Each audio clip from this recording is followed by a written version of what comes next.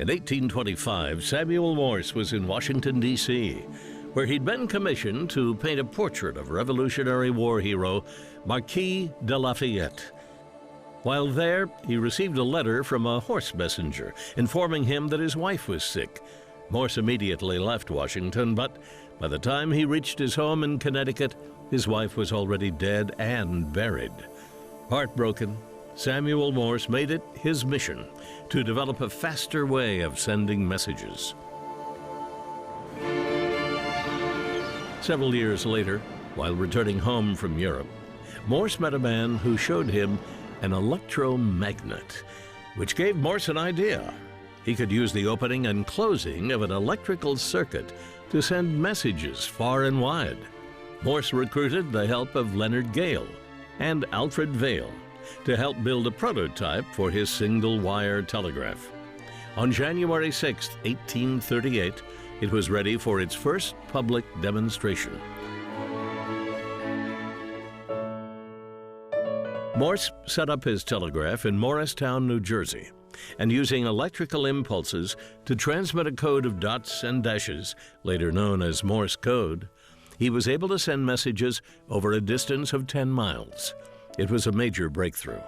But the real challenge would be convincing Congress to fund a system of telegraph lines across the country. In 1843, Morse was granted $30,000 to build a line between Washington, D.C. and Baltimore. It was opened a year later, and Morse proved its value by telegraphing the message, "What hath God wrought?" The telegraph wire tied the cattle markets of Kansas to the tables of the East, hitched the cotton mills of New England to the southern plantations and the New York cutting tables. Other methods of communication were slow and tedious. The telegraph was the only means of rapid communication. Construction of telegraph lines spread rapidly throughout the 1850s, and in 1861, Western Union, which would come to dominate the telegraph industry, opened up the first transcontinental line. 19th century communications were transformed. Messages that had once taken weeks, even months, were now relayed in a matter of minutes.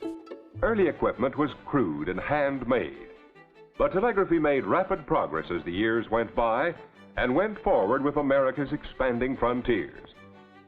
Today, Western Union operates a vast network of 2 million miles of wire, furnishing swift, reliable communication.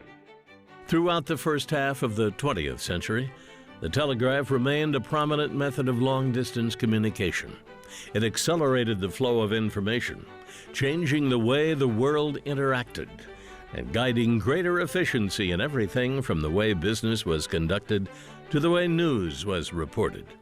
Succeeding technology like the telephone, television, and internet have carried on the legacy of the telegraph, driven by the same spirit that pushed Samuel Morse to rethink what's possible.